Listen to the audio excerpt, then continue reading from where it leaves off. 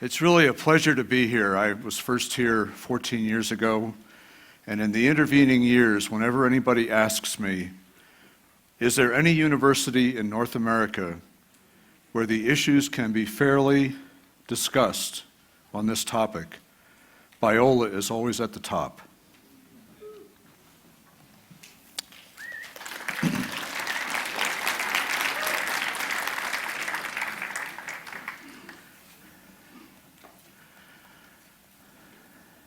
Oops.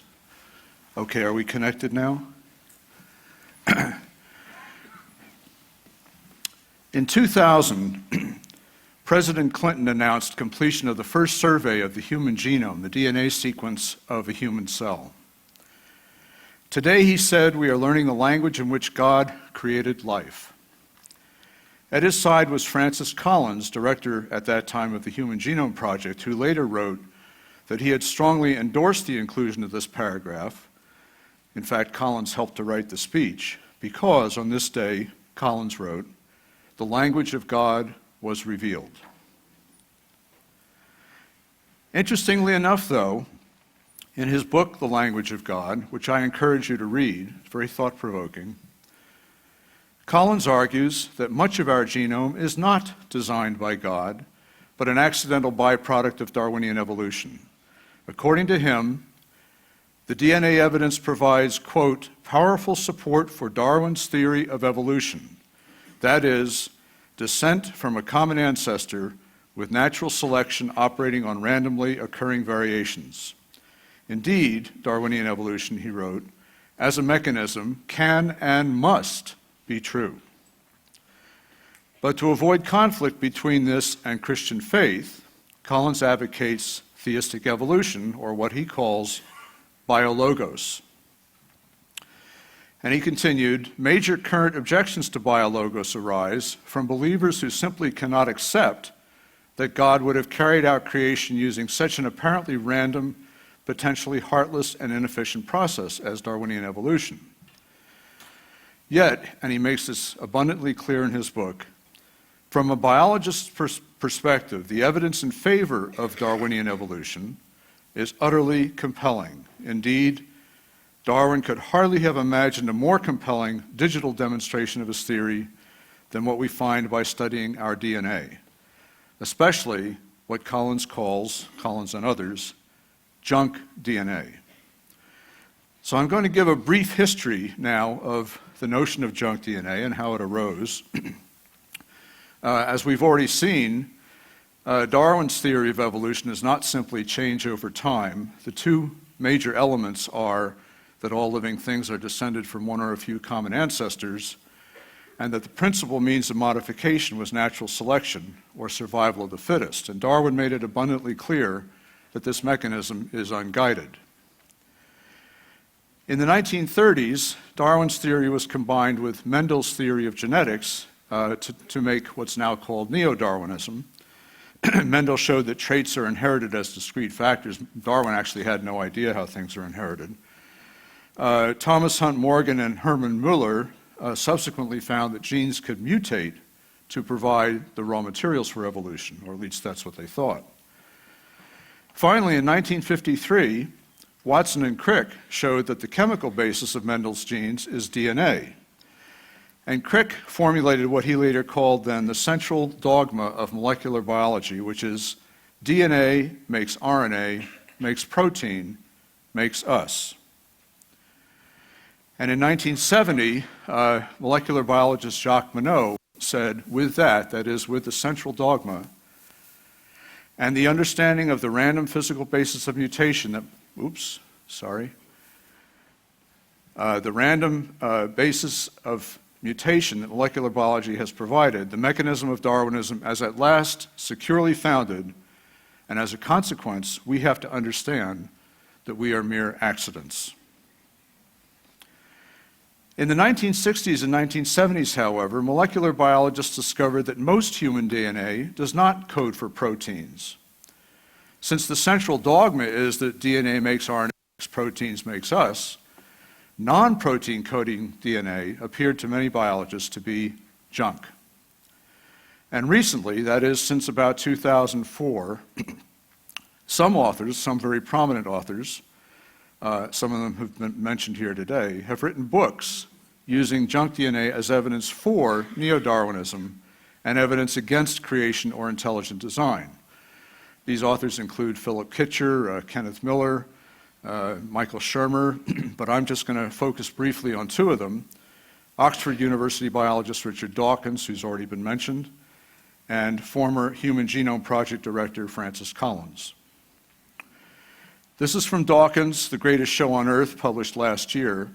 It's a remarkable fact that the greater part, 95% in the case of humans, of the genome might as well not be there for all the difference it makes. In particular, Dawkins focuses on pseudogenes, which he calls genes that once did something useful but have now been sidelined and are never transcribed into RNA or translated into protein. What pseudogenes are useful for is embarrassing creationists. It stretches even their creative ingenuity to make up a convincing reason why an intelligent designer should have created a pseudogene unless he was deliberately setting out to fool us. This is the cosmic, what was it? Trickster idea. And the reason I've highlighted it in red here is because we're about to see some very similar language from someone else who's written on this. In the language of God, Francis Collins wrote, compelling evidence for a common ancestor between humans and chimps comes from the study of what are known as ancient repetitive elements, or what he abbreviates as AREs. This is interesting because ancient repetitive elements that term occurs nowhere, as far as I can tell, in the scientific literature. Repetitive elements does, to be sure, over and over. But Collins here has tagged on ancient by way of attaching to this observation that there are repetitive elements, which I'll return to in just a minute, attaching to this observation his theory of how they got there, which is that they're very ancient. I'm not quarreling with the theory, I'm just pointing out that he has changed the term in the scientific literature to reflect his own belief about the origin of these things. These come from jumping genes, technically called transposons, and our genome is littered with about 45%. It consists of about 45% of these, and Collins calls them flotsam and jetsam. Some might argue, he continues, that these are actually functional elements placed there by the Creator for a good reason, and that our discounting them as junk DNA just betrays our current level of ignorance. And indeed, he acknowledges, some small fraction of them may play important regulatory roles. But certain examples severely strain the credulity of that explanation. I think he means credibility here. The process of transposition often damages the jumping gene, so there are AREs, ancient repetitive elements, throughout the human and mouse genomes that were truncated when they landed, removing any possibility of their functioning. In many instances, one can identify a decapitated and utterly defunct ARE in parallel positions in the human and mouse genome, and here's where he sounds very much like Richard Dawkins. Unless one is willing to take the position that God has placed these in these precise positions to confuse and mislead us, the conclusion of a common ancestor for humans and mice is inescapable. Now, a common element in both Dawkins's argument and Collins's argument is that these elements are functionless. They're junk.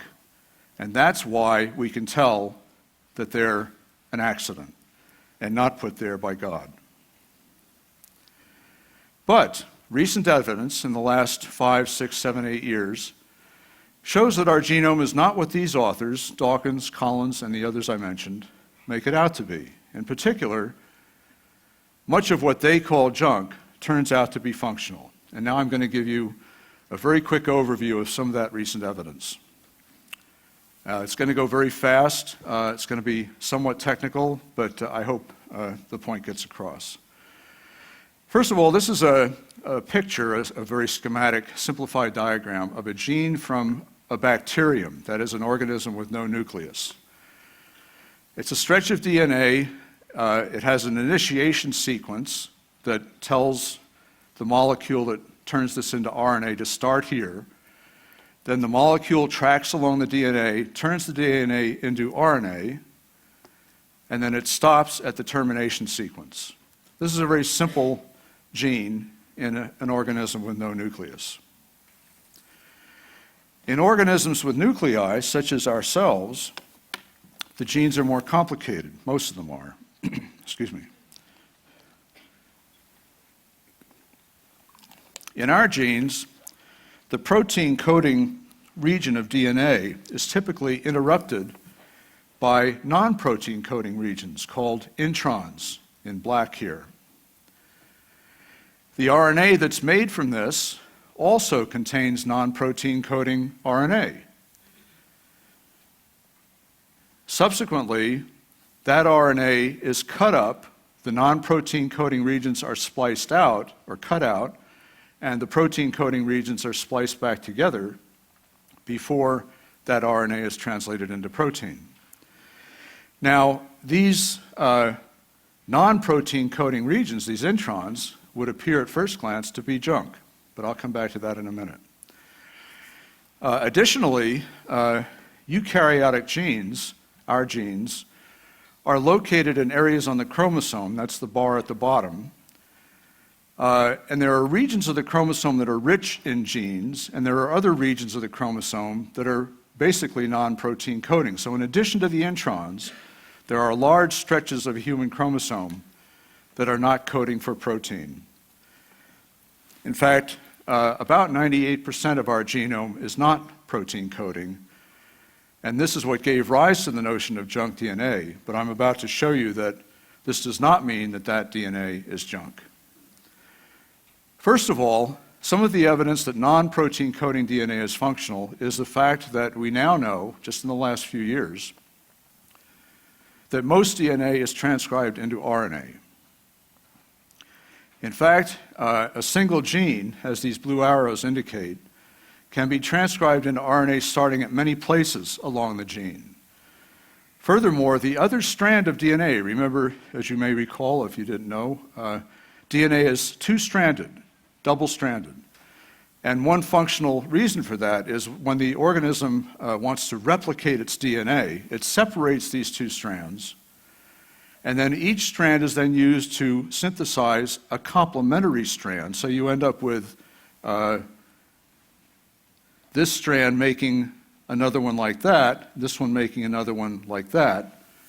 So in each case, the strand functions as a template for replication, and you end up with then two double-stranded molecules.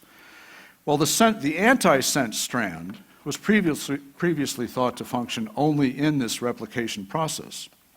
But in the last 5, 6, 7 years, we've learned that actually RNA is transcribed from the antisense strand as well. So RNA is transcribed basically everywhere we look in our genome. This RNA, actually it's not a single, simple, continuous strand as this diagram shows, but the transcription includes these long stretches of non-protein coding DNA within the chromosome, not just the introns. Now, this is a small sample of scientific articles documenting the evidence for what I just told you. I'm going to show you several slides like this in the next few minutes. Of course, I don't expect you to read what's on them. If you do want to see the details, I have them. And as I say, this is just a small sample of what has come out in the last 5 years documenting the statements I just made. Not only is most DNA transcribed into RNA, much of this RNA, we now know, functions in various ways. For example, in 2003, Polish scientists reported that non-protein coding RNAs are known to play significant roles in gene expression.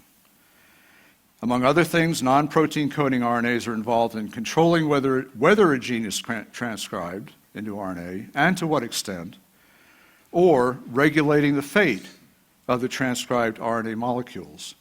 So the control of what genes are turned on and off and how much resides partly, if not largely, in these regions of non-protein coding DNA. And here again is a list of representative scientific articles documenting this fact.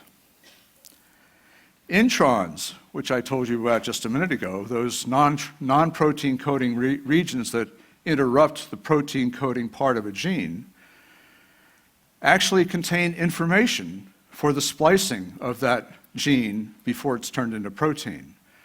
And what this does is it ensures that proteins are made only in certain tissues. So, for example, your brain does not produce digestive juices, and your stomach doesn't produce neurotransmitters. It produces digestive juices instead. I mean, this is very important for the proper functioning of the body. In fact, we now know that the splicing that occurs, the putting back together of these protein coding regions, can take place in multiple ways. And the way this is done is controlled, at least in part, by the introns. As you can probably guess from this small sample, a single gene can thus give rise to many, many different proteins. In some cases, tens of thousands of different proteins can be made from a single protein coding region. I think the highest count so far is 38,000. This just repeats the point that the introns, which are here lettered, actually contain some of the essential information for this process. Here's a quote from a paper that just came out in Nature. Alternative splicing, which I just showed you, has a crucial role in the generation of biological complexity, and its misregulation is often involved in human disease. Here, in this paper, we describe the assembly of a splicing code which uses combinations of hundreds of RNA features to predict tissue-dependent changes in alternative splicing. And I'll skip to the end and point out that they discovered that many of these regulatory sites were deeper into introns than previously appreciated. Pseudogenes, which Richard Dawkins found to be compelling evidence for Darwinian evolution and against the idea of an intelligent designer, are also now known in many cases to be functional. In some cases, they actually turn out to code for protein. In other words, they're not pseudogenes at all. Here's a few examples from the literature. But even those that don't code for proteins, that actually could be called actual pseudogenes, turn out in many cases to regulate the transcription of the genes they mimic. Here's one way they do that. As I said a minute ago, the gene is turned into RNA. The RNA is then cut apart, spliced back together. The spliced RNA can then be translated into protein. But the cells, every cell contains also enzymes that degrade these pieces of RNA so that they don't keep making protein endlessly. Some of these RNAs are actually very short-lived because these enzymes come along and gobble them up and thereby regulate the production of protein from this gene. Well, many pseudogenes correspond to the gene they mimic in every sense, or most senses, except they are missing their introns. It's as though they were made by reverse transcribing the RNA from the gene back into DNA. And we know reverse transcription occurs. It's been documented and in fact, reproduced. So here we have a processed pseudogene that looks like the original gene minus its introns. Well, if that processed pseudogene is then transcribed into RNA, and we now know, as I said, that most DNA is transcribed into RNA, it's going to produce a pseudogene RNA that looks very much like the RNA from the real gene. So when the RNA degrading enzyme comes along, it sees copies of the pseudogene RNA and attacks them instead. It's a process called target mimicry, and it has been documented in many cases in living cells.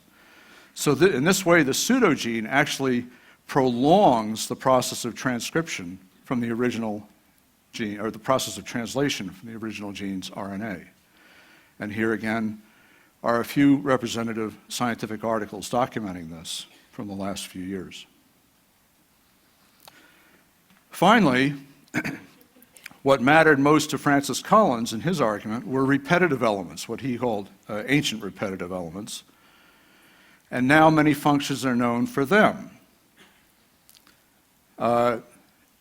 Just to back up a bit, many of the non-coding regions of the chromosome, non-protein coding regions, consist of smaller DNA elements that are repeated sometimes thousands of times. And this is a common feature of eukaryotic chromosomes.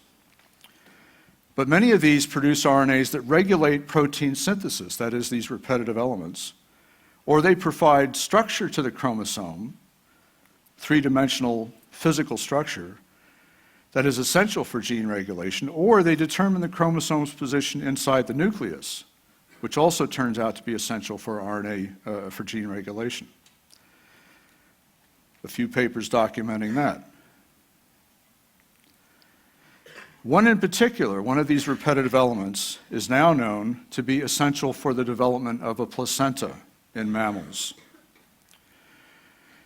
When the fertilized egg, the embryo in a human, for example, tries to attach itself to the uterine wall, which it must do to receive nutrients from the mother and develop into a fetus and a baby, the first thing that happens as it tries to attach, as the middle part of this drawing shows, is that some cells from the embryo invade the wall of the uterus.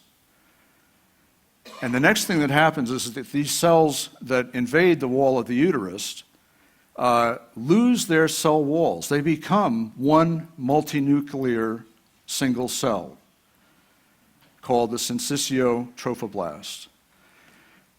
The becoming single-celled here is essential because this structure, the syncytio trophoblast, will form the boundary between the embryo and the mother through which nutrients and oxygen and so on have to pass very quickly. And so the absence of cell membranes is essential to the function of the syncytio trophoblast.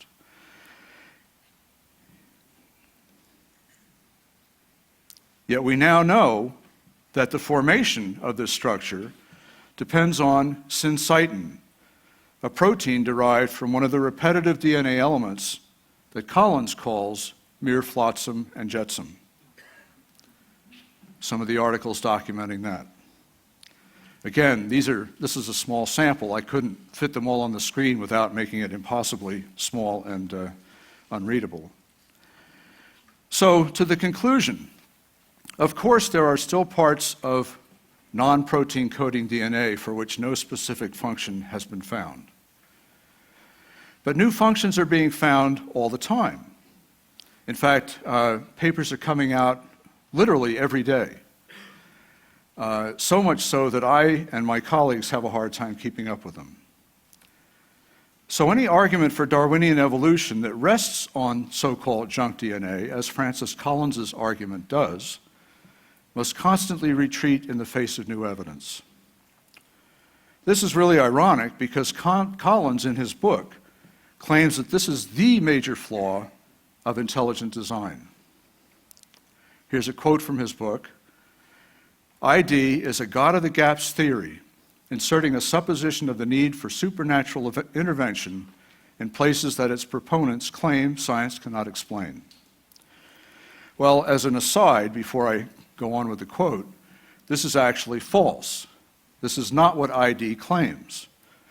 It doesn't say that because science cannot explain something, therefore it must be designed. Actually, that would be an absurd argument. A design inference is justified only when we have sufficient evidence that a feature has characteristics such as the irreducible complexity of Mike Behe or the specified complexity of Bill Dembski, for which the only known cause is intelligent agency. That's how ID operates, not as Francis Collins misrepresents it. But to continue with Francis Collins's quote, advances in science ultimately fill in those gaps that ID supposedly exploits, to the dismay of those who had attached their faith to them. Ultimately, a God-of-the-gaps religion runs a huge risk of simply discrediting faith. We must not repeat this mistake in the current era. Intelligent design fits into this discouraging tradition and faces the same ultimate demise. Well, forgive me, but I couldn't help rewording Collins' statement in a way that I think is more appropriate. His approach amounts to a Darwin of the gaps argument, inserting a supposition of junk DNA in places that he claims have no function. Advances in science ultimately fill in those gaps, as we're witnessing every day, to the dismay of those who had placed their trust in biologos, or theistic evolution. Ultimately, a Darwin of the gaps approach runs a huge risk of simply discrediting science. We must not repeat this mistake in the current era. Collins's reliance on junk DNA fits into this discouraging tradition and faces the same ultimate demise. Thank you. Biola University offers a variety of biblically centered degree programs, ranging from business to ministry to the arts and sciences. Visit biola.edu to find out how Biola could make a difference in your life.